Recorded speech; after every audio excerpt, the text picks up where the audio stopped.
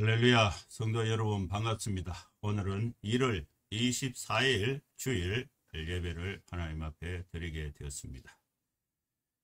예배에 오신 우리 모든 성도님들, 절공교회 성도님들, 또 정다운교회 성도님들, 기타 여러분들 주님의 이름으로 환영하고 축복합니다.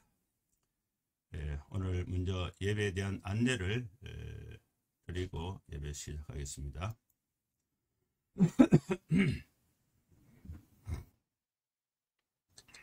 오늘 설교의 주제는 하나님과 성경을 믿으라, 이 주제로 요한복음 10장 31절에서 39절 말씀을 본문으로 해서 말씀을 강론하겠습니다.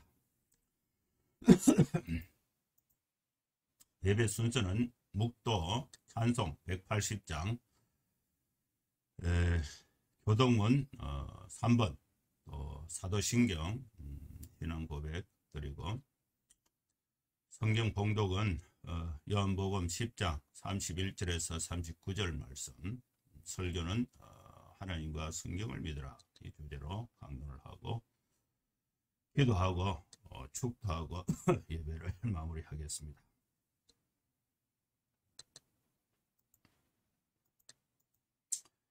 그러면 다 같이 묵상기도 하심으로 예배, 오전 예배 시작하겠습니다. 거룩하신 하나님 아버지, 오늘 또 여러 형편상 비대면으로 하나님 앞에 예배를 드립니다. 각 가정에서 마음과 정성을 다해서 주님 앞에 경배와 찬송과 또 예배를 드리는 우리 성도들의 형편을, 또 마음을 주님이 기쁘게 받아주시고, 또 예배를 통해서 하나님의 크신 은혜로 위로하심과 축복하심이 함께하여 주시옵소서. 예수님의 이름으로 기도하옵나이다. 아멘. 찬송가 180장 찬양드립니다. 하나님의 나팔 소리 천지진동할 때에 예수 영광 중에 구름 타시고, 천사들을 세계 만국 모든 곳에 보내어 구원받은 성도들을 모으리. 나팔 불 때 나의 이름, 나팔 불 때 나의 이름, 나팔 불 때 나의 이름, 부를 때에 잔치 참여하겠네. 무덤 속에 잠자던 자 그때 다시 일어나 영화로운 부활 승리 얻으리. 주가 택한 모든 성도 구름 타고 올라가 공중에서 주의 얼굴 배우리. 나팔 불 때 나의 이름, 나팔 불 때 나의 이름, 나팔 불 때 나의 이름, 부를 때에 잔치 참여하겠네. 주님 다시 오실 날을 우리 알 수 없으니 항상 기도하고 깨어 있었어. 기쁨으로 보좌 앞에 우리 나가서도록 그때까지 참고 기다리겠네. 나팔 불 때 나의 이름, 나팔 불 때 나의 이름, 나팔 불 때 나의 이름, 부를 때에 잔치 참여하겠네.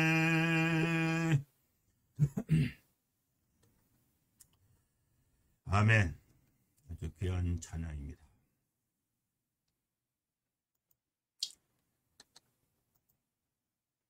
교독 3번 시편 4편 말씀 교독합니다. 내 의의 하나님이여, 내가 부를 때에 응답하소서. 곤란 중에 나를 너그럽게 하셨사오니 내가 은혜를 베푸사 나의 기도를 들어소서. 인생들아, 어느 때까지 나의 영광을 바꾸어 욕되게 하며 헛된 일을 좋아하고 거짓을 구하려는가?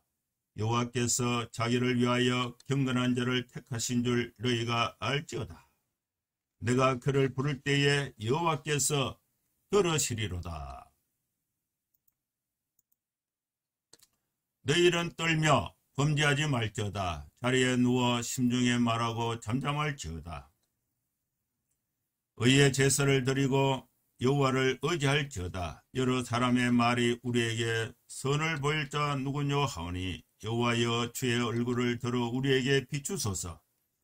주께서 내 마음에 두신 기쁨은 그들의 곡식과 새 포도주가 풍성할 때보다 더하니이다.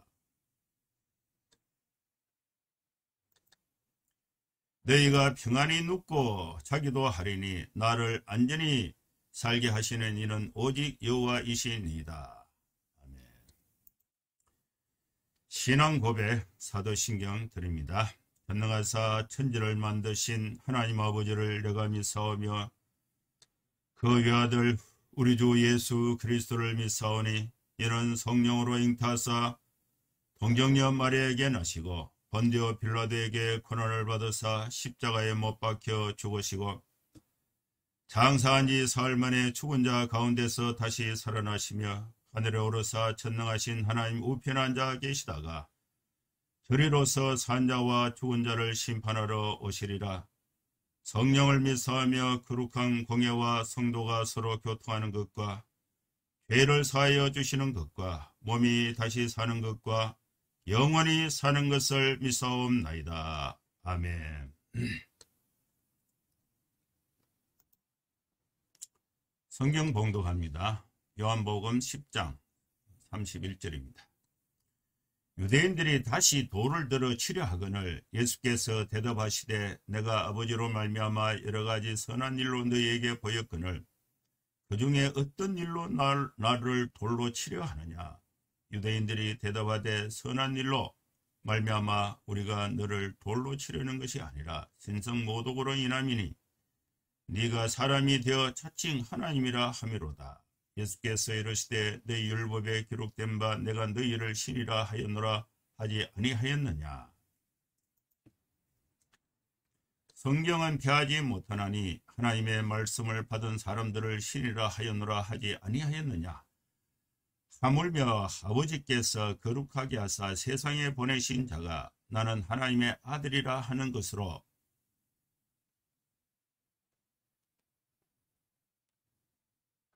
너희가 어찌 신성모독이라 하느냐. 만일 내가 내 아버지의 일을 행하지 아니하거든 나를 믿지 말려니와 내가 행하거든 나를 믿지 아니할지라도 그 일을 믿으라. 그러면 너희가 아버지께서 내 안에 계시고 내가 아버지 안에 있음을 깨달아 알리라 하시니 그들이 다시 예수를 찾고자 하였으나 그 손에서 벗어나 나가시니라. 아멘. 이 말씀을 이제 본문으로 해서 성경, 하나님과 성경을 믿으라. 하나님을 믿는 수단, 방법이 성경입니다. 그래서 우리는 이 성경을 통해서 하나님을 바르게 믿을 수가 있는 것입니다. 이 성경의 가치, 성경의 하나님의 말씀으로서 하나님을 알 수 있는 수단으로서 성경, 성경의 절대성, 성경의 유일성, 성경을 어떻게 이해하고 어떻게 받아들이고 성경을 어떻게 믿느냐. 이 성경을 하나님의 말씀으로 믿음으로써 하나님을 바르게 믿는, 하나님을 참되게 믿는, 하나님을 진실되게 믿는 그런 신앙을 우리가 가질 수 있기를 바랍니다. 오늘 이 말씀에서는요, 예수님께서 이제 나와 아버지는 하나이다 이렇게 선언을 하셨습니다. 그 말씀이 30절 말씀에 있습니다. 나와 아버지는 하나이니라 하신대. 이 말씀을 들었던 사람들이 유대인들이고 또 예수님의 그 제자들이었습니다. 근데 이 말씀을 듣고 이 유대인들은 돌을 들고 이제 예수님을 치려고 했습니다. 예수님은 하나님의 아들이시고 예수님은 하나님이라고 분명하게 선포하셨습니다. 그 증거로서 예수님이 말씀하신 것이 구약성경 시편 82편 6절 말씀을 제시했습니다. 이 구약성경은 유대인들은 다 믿고 있습니다. 그런데 그 말씀을 제시하시면서 그 증거로서 하나님만이 예수님이 하나님의 아들이시고 예수님이 하나님이라는 사실을 두 가지 방법을 통해서 예수님이 증언을 하시고 그 근거를 말씀하셨는데 그 첫 번째가 시편 82편 6절 말씀을 인용해서 예수님이 이제 하나님이신 것을 증명하셨고 또 두 번째는 예수님이 하나님이라는 것을 선포하시고 또 예수님이 하나님만이 하실 수 있는 그 실천, 그것이 바로 기적과 표적인데 기적과 표적을 나타내시면서 하나님이신 것을 증명한 것입니다. 예수님은 태어나시면서부터 맹인된 사람을 안식일에 고쳤습니다. 맹인의 눈을 뜨게 하는 것은 사람은 할 수가 없어요. 하나님만이 하실 수가 있습니다. 38년 된 베데스다 연못가에서 물이 동하기를 기다리면서 낫기를 기다리고 있던 이 38년 된 병자를 예수님께서 안식일에 고치신 것입니다. 이 병자를 고치는 것은 세상에 어떤 그 영적 지도자도 세상에 어떤 그 의사도 이 병을 고치지를 못합니다. 하나님만이 하실 수 있는 일이에요. 그래서 예수님은 하나님만이 하실 수 있는 일을 하심으로써 하나님이라는 사실을 증언한 것입니다. 그런데 이 유대인들은 사람으로 모습으로 있는 예수님을 신의 모습 하나님이라고 하니까 그걸 안 믿은 거예요. 그래서 돌로 치러 한 것입니다. 여기서 예수님께서 시편의 말씀을 통해서 예수님이 하나님이라는 사실을 증명하신 말씀이 있습니다.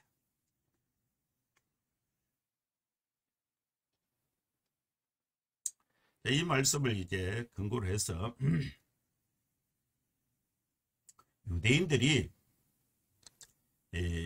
하나님을 믿고 있었던 그 하나님을 이해하고 있었던 그 신관이 이제 어떻게 그 근본이 어떻게 되어 있는가, 그것이 어떻게 잘못되어서 예수님을 못 믿었는가. 하나님은 자기들은 믿는다 하면서 하나님을 잘 믿는다는 이유로 하나님이신 예수님을 십자가에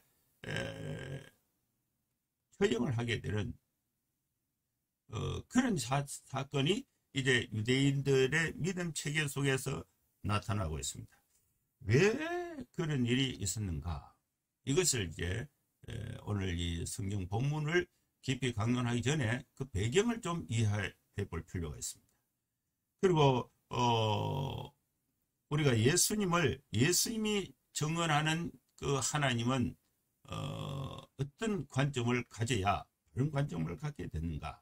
유대인들은 어떤 관점을 가졌기 때문에 하나님이신 예수님을 못 믿었고, 유대인들이 갖고 있던 그 관점이 예수님이 어떻게 터치하셔서 어떻게 그것을 바로잡으려고 하시는가? 이런 부분을 이제 우리가 이 본문을 이해하기 전에 정리를 해볼 필요가 있습니다. 이 말씀을 제가 한번 화이트보드로 한번 설명을 해보겠습니다.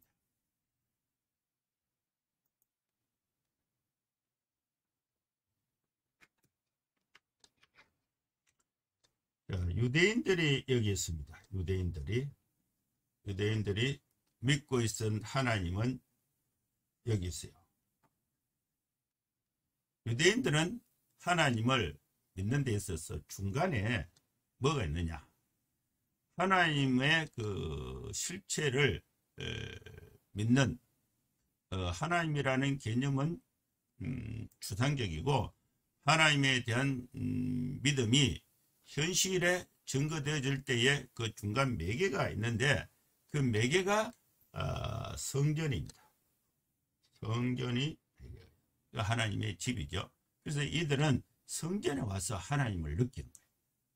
그 성전의 그 웅장함, 성전에서 대제사장이 있죠. 대제사장이 있고, 또 바리새인들이 있습니다. 바리새인들. 그래서 이 유대인들은 이 성전과 대제사장, 바리새인들을 통해서 하나님을 믿게 된 것입니다. 그래서 이 성전과 바리새인들의 여기서 굴절이 되면은 이 하나님에 대한 믿음이 삐뚤어지게 되는 것입니다. 그래서 이 성전, 바리새인들이, 유대인들이 느꼈던 이 성전은 화려합니다. 웅장하고 화려하고, 그리고 여기에 또 대제사장은 권위가 아주 특출합니다. 권위가 있고요. 그리고 또 권력이 있습니다.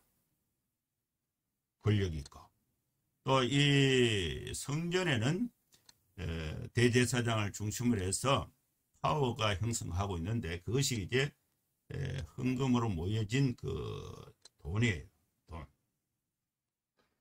이것이 있습니다. 그래서 이 유대인들은 이 성전, 대제사장, 바리새인들을 통해서 하나님을 믿게 되는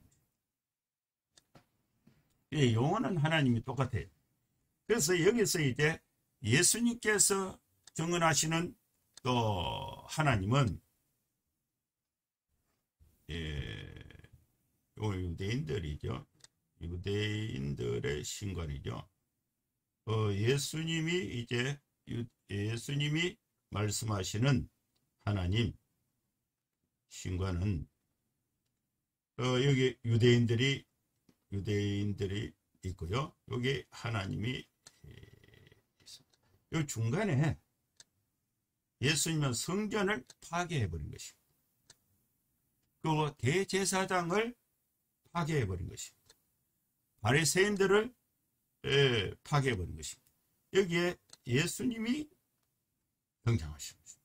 그래서 유대인들은 예수님의 설명을 듣고, 과거에는 대제사장과 바리새인들과 성전을 통해서 하나님을 알았다면, 이제 유대인들은 예수님의 설명을 듣고 하나님을 믿는 그 인식을 바꿔야 하는 것입니다. 여기서 이제 유대인들의 입장에서 봤을 때 예수님은 이제 어땠는가? 예수님은 화려하지가 않았습니다. 초라했습니다. 예수님은 권위가 없었어요. 표면적으로 대제사장의 직분이 있는 것도 아니고, 그 다음에 유대 사회를 통치하는 권력도 없었어요.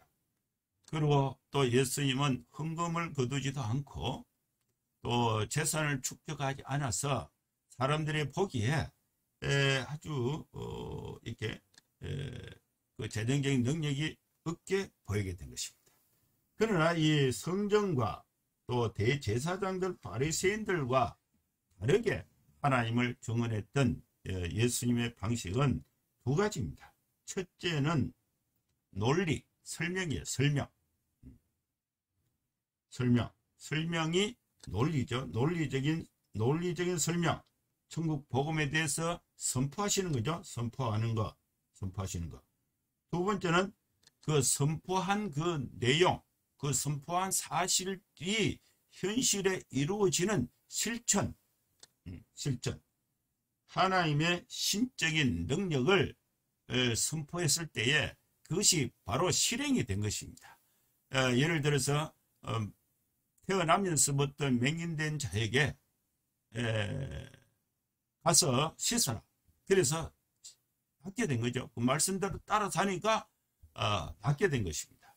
그리고 죽은 나사로에게 나사로야 나오라 하니까 나사로가 붕대를 감고 있는 상태에서 무덤에서 나오게 된 것입니다. 실행이 된 것입니다. 이것이 예수님이 하나님을 증언하는 방법, 하나님에 대해서 예수님이 선포를 하시고 선포하신 그 내용이 그 말씀대로 실제로 시행이 되는 그런 역사가 있게 된 것입니다. 이것이 예수님의 그 설명과 또 유대인들의 이 설명의 차이가 있었던 것입니다. 이 배경에서 이제 예수님의 그 설명을 우리가 바르게 이해하는 것이 오늘 말씀의 중요한 그 포인트가 되겠습니다. 예수님은 분명하게 선언하셨습니다. 예수님은 나와 아버지는 하나이다고 말씀했습니다. 이 말씀은 곧 예수님이 하나님이라고 선포하신 것입니다. 이것에 대한 이 유대인들은 자기들하고 똑같은 오히려 자기보다 못한 그 나사렛 목수의 아들로서 예루살렘에 와서 성전의 제사장으로서 참여할 수 있는 그런 그 신분도 안 되고 교육도 안 받은 그런 하달것없는 이 나사렛 목수의 아들 예수가 하나님이라고 선언을 하니까 이 유대인들은 신성모독으로 이렇게 몰아서 돌로 쳐서 예수님을 죽이려고 한 것입니다. 유대인들이 다시 돌을 들어 치려 하였습니다. 왜 유대인들은 이러한 행동이 나오게 됐는가? 그 배경은 유대인들은 제가 도표로 화이트보드로 설명해드린 것처럼 유대인들은 기존의 생각이 성전과 대제사장, 바리새인들의 가르침, 그걸 토대로 해서 믿고 있었던 그 하나님에 대해서 거룩함과 또 존경심과 절대성을 지니고 있는데 자기들의 눈에 보이는 예수, 목수의 아들 예수가 하나님이라고 말하니까 여기에 이 유대인들이 신성모독으로 걸어서 이제 돌로 쳐서 예수님을 죽이려고 한 것입니다. 이때에 예수님은 대답을 하시는데 그 예수님의 대답을 우리가 잘 듣고 이해할 필요가 있습니다. 예수님의 대답은 무엇에 대한 대답인가? 자칭 하나님이라 신성모독이라고 예수님께 돌을 들고 치려고 했던 그 유대인들에게 예수님이 대답하시는 것입니다. 너희 율법에 기록된 바 내가 너희를 신이라 하였노라 하지 아니하였느냐?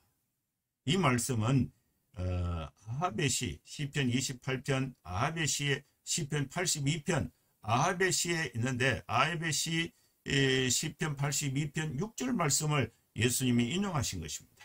내가 말하기를 너희는 신들이며 다 지존자의 아들들이라 하였으니 신은 사람으로 나타난다는 것입니다.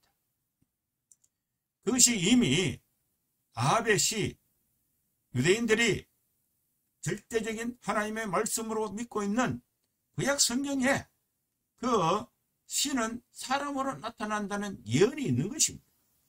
그 신은 사람으로 나타나는데 신이 사람으로 나타난 성부, 성자, 성령, 신들 삼위 하나님은 성부 하나님과 성자 하나님 사람으로 나타나는 신 그분이 바로 예수님이 하나님이시라는 사실을 시편의 말씀을 인용해서 유대인들이 하나님의 말씀으로 믿고 있는 그 시편의 말씀을 인용해서 예수님이 하나님이라는 사실을 아주 논리적으로 성경에 근거해서 설명하고 있는 것입니다. 그러면서 예수님은 계속해서 말씀을 하십니다. 성경을 피하지 못한다. 하나님의 말씀을 받은 사람들은 신이라 하였거늘. 예수님은 하나님의 말씀을 받으신 분입니다. 아버지께서 주신 말씀을 가지고 사람으로 오신 분. 그래서 사람으로 오신 그 예수님이 신이라는 거예요. 하나님이란, 이게 이 말씀이 구약 성경 시편에 증명을 하고 있는 것입니다. 이 성경을 사람이 피하지 못한다. 따라서 예수님은 하나님의 말씀을 받은 하나님의 아들이시고 하나님이 되시는 것입니다. 아버지께서 거룩하게 하사 세상에 보내신 자가 바로 예수님이 되시는 것입니다. 나는 하나님의 아들이다. 이것은 사실을 이야기한 것이다. 신성모독이 아니다는 것을 예수님께서 유대인들에게 돌로 쳐서 돌을 들고 치려가는 자들을 향해서 논리적으로 설명한 것입니다. 내가 아버지의 일을 행함으로 그 일을 믿으라. 예수님은 하나님만이 하실 수 있는 일을, 아버지의 일을 예수님이 행하신 거예요. 그래서 이 유대인들은 예수님이 하나님이라는 사실, 신성모독이 아니다는 사실을 논리적으로 객관적으로 알 수 있는 방법이 두 가지인데, 시편 82편 말씀에 근거해서 예수님이 하나님이라는 사실을 알 수 있고, 또 예수님이 행하신 그 일, 실천, 그 결과를 보고 하나님만이 하실 수 있는 일, 맹인의 눈을 뜨게 하는 일, 물로 포도주를 만들게 된 일, 죽은 나사로가 예수님의 말씀을 듣고 그 생명이 살아나는 부활하는 사건, 이 모든 일들을 통해서 예수님이 하나님이라는 사실을 증명을 하신 것입니다. 내가 아버지 안에, 아버지께서 내 안에 계시고 내가 아버지 안에 있음을 깨달아 알리라. 이 말씀을 예수님이 하신 것입니다. 그런데 이 유대인들은 논리적이고 객관적이고 실증적이고 정명적인 이 예수님의 말씀을 듣지도 않고 논리적으로 시작했다가 신성모독이다, 논리적인 설명이죠. 어떤 실증법을 얻겠다, 그런 게 아니에요. 예수님이 악한 일을 했다거나 또 선한 일을 하지 않았다거나 이런 것은 전혀 없습니다. 윤리적으로 문제될 것은 아무것도 없는데, 그런데 왜 돌로 치려고 하느냐? 당신이 하나님의 이름을 욕되게 했다, 신성모독이다. 이것은 아주 종교적이면서 상황적이고 윤리적이지 않고 이것은 하나의 논리, 교리적인 면이에요. 교리적인 면. 이 교리적인 면은 교리적으로 계속해서 대화를 해서, 그래서 바른 교리를 찾아가는 것이 이 논지의 핵심인데, 이 유대인들은 예수님을 돌로 치려고 했을 때에 교리적으로 시작했다가 예수님께서 그것을 교리적으로 쭉 설명을 하니까 그 설명에 대해서 더 이상 논리를 전개하지 않고 폭력으로 대처하고자 했던 것, 이것이 유대인들의 대응이었습니다. 이 말씀을 예수님께서 내가 아버지 안에, 아버지께서 내 안에 계시고 내가 아버지 안에 있음을 깨달아 알리라, 이 말씀을 예수님이 하셨을 때에 그들이 폭력을 통해서 예수님을 잡고자 하였으나 예수님은 그 손에서 벗어나서 나가시게 된 것입니다. 자, 이 말씀이 오늘 우리가 읽었던 본문의 말씀의 그 내용적인 줄거리입니다. 유대인들은 예수님의 논리적이고 실정적인 방법으로 복음을 전하는데 유대인들은 폭력으로 대응하고 있습니다. 복음은, 여기서 우리가 알 수 있는 것은 복음은 논리적으로 설명이 되어야 됩니다. 논리적으로 설명이 된 그 사실이 실천적으로 증명이 되어야 한다는 것입니다. 그래서 우리 교회는, 우리 성도들은 두 가지 역량을 갖춰야 됩니다.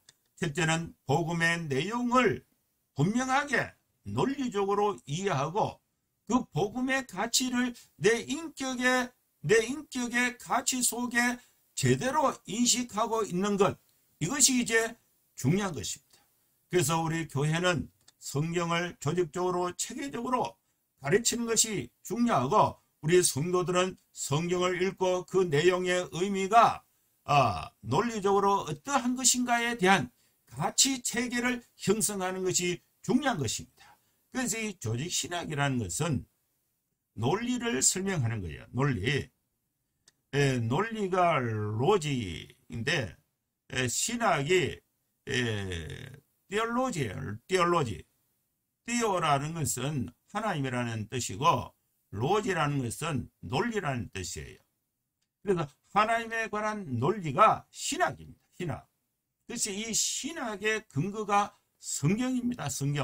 성경의 절대 가치성, 성경의 연관성, 성경의 모성을 근거로 해서 그 성경의 내용을 내가 이해할 수 있도록 체계적으로 공부하는 것이 중요한 것입니다. 그래서 이 교회는 모이면은 기도하고 모이면은 성경을 가르치고 또 성경을 공부하고 이것이 이제 중요한 교회의 사역이 되는 것입니다. 복음은 논리적으로 설명이 되어야 됩니다. 복음에 대해서 누가 설명합니까? 교회라는 건물이 복음에 대해서 설명합니까?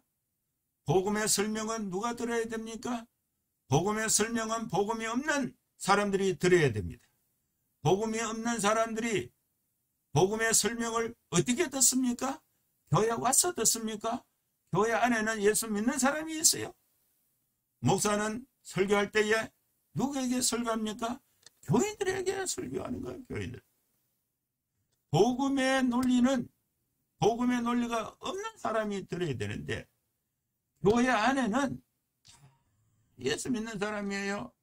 그래서 목사는 전도를 못해요. 복음의 논리를. 그러면 교인들에게 복음이 어떻다는 것을 설명해서 교인들의 가치 체계 속에 복음을 논리적으로 심겨주는 것이 목사의 설교가 되는 것입니다. 그러면 여러분들이 이 복음을 체계적으로 정리를 해서 이 복음이 없는 사람에게 설명을 해야 되는데 그 설명을 어디서 합니까? 교회 안에서는 할 수가 없어요. 여러분들이 직장생활, 일상생활 하면서 만나는 사람들에게 복음을 설명을 해야 되는데 그들이 내 복음의 설명을 듣고 앉아 있습니까? 그렇지 않아요. 그래서 복음을 설명할 수 있는 방법이 두 가지입니다. 두 가지. 예수님께서 논리적으로 설명을 하셨고 예수님께서 설명하신 그것을 삶 속의 실천을 통해서 증명을 하심으로써 예수님이 복음이신 하나님이라는 사실을 증명한 것입니다. 복음은 논리적으로 설명이 되어야 됩니다. 복음은 실천적으로 증명이 되어야 하는 것입니다. 이 복음의 실천적인 증명은 착한 행실을 통해서 증명을 하는 것입니다. 제가 요즘에 그 복음을 논리적으로 실천적으로 증명할 수 있는 정말 좋은 사역기를 발견했습니다. 하나님께서 저에게 주신 거예요. 원래 이제 그 대구에 그 병원이 있는데 그 종합병원 드림 종합병원 안지랭이 그 앞산 밑에 있는 병원인데 그 직원들이 한 230명 됩니다. 아주 큰 병원이에요. 거기에 제가 이렇게 원목이 된 거예요. 그래서 교인들 입장에서는 제가 목사지만은 거기에 교인들은 별로 없어요. 몇 사람 안 돼요. 230명 직원 중에 제가 알기로 몇 사람 안 돼요. 근데 일반 사람들은 뭡니까? 우리 교회, 우리 병원에 법목이라는 부서가 있는데 그 중에 한 직원인가 이렇게 생각하는 거죠. 그럼 저는 입장이 아주 좋게 된 거예요. 그러면 이제 교회 안에 있을 때 목사의 이름만 갖고 있을 때는 불신자를 만나기가 진짜 하늘의 별 따기예요. 만날 수가 없어요.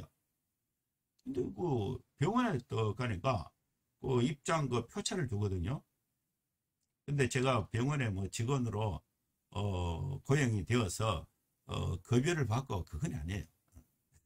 예, 급여는 안 받고 사역지로서 직원들을 모일 때에 가서 제가 설교하고, 설교할 때에 직원 형태의 그 강의 특강 형태로 하면서 복음적인 설명하고, 그러다가 친하게 되는 사람들을 보면서 이야기를 해서 별도 이제 만나서 전도하는 그런 자의 방법이에요.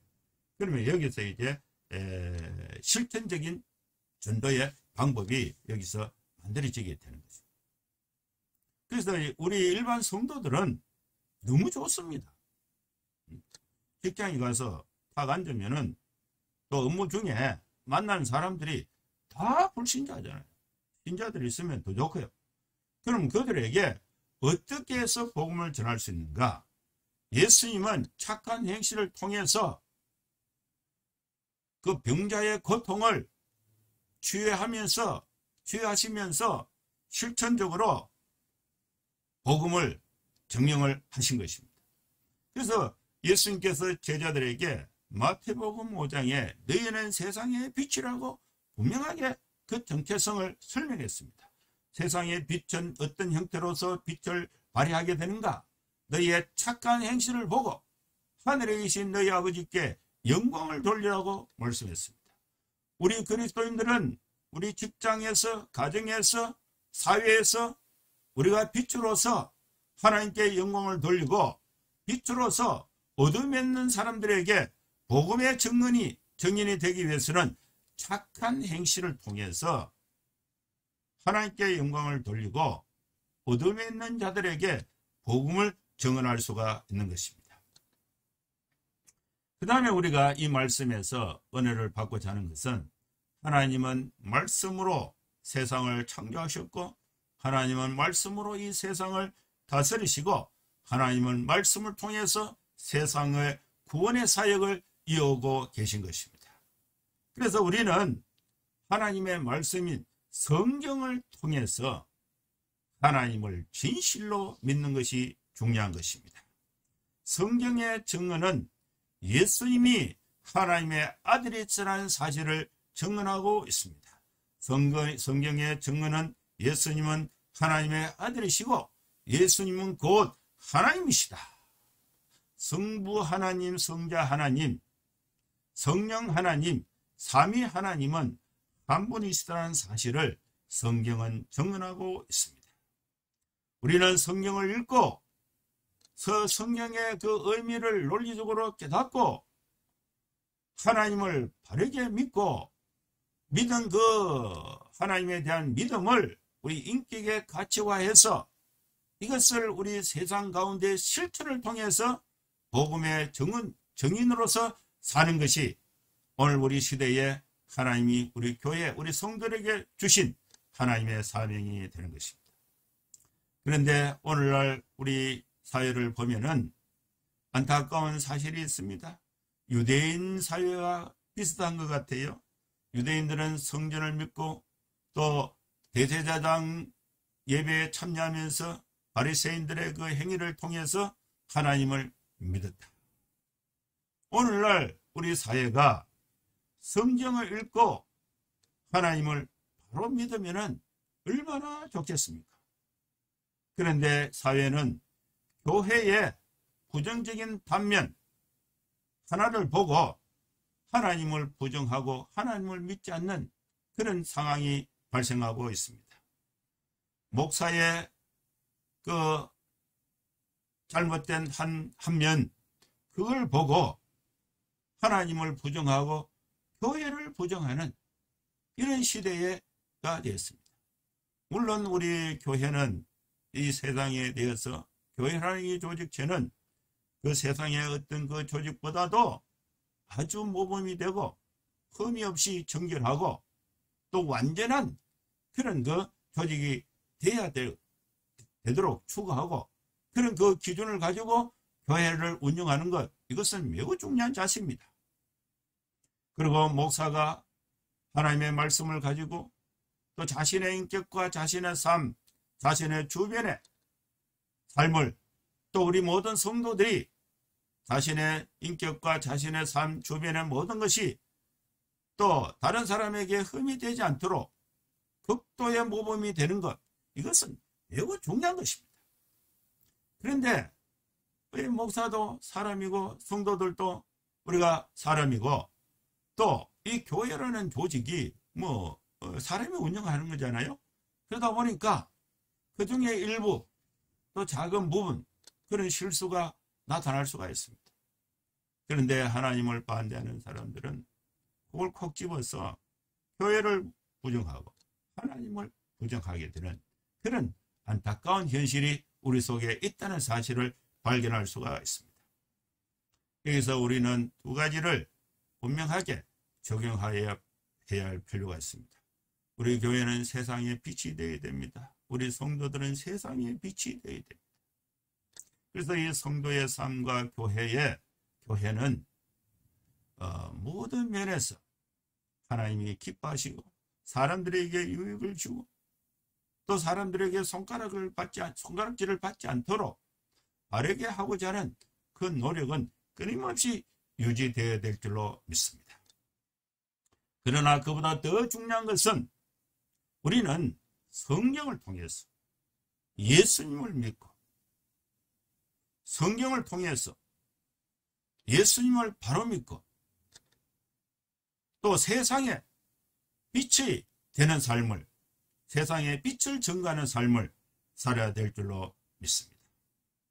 사랑하는 성도 여러분, 우리가 다 완전하고 완성될 수는 없지만 우리의 연약함을 우리가 예배 때마다 하나님 앞에 내려놓고 우리 마음속에 하나님의 말씀으로 다시 채워서 우리가 다시금 성령의 충만한 은혜와 힘을 가지고 또 세상에 빛이 될 수 있도록 힘있게 살아갈 수 있는 여러분 될 수 있기를 주의 이름으로 축원합니다.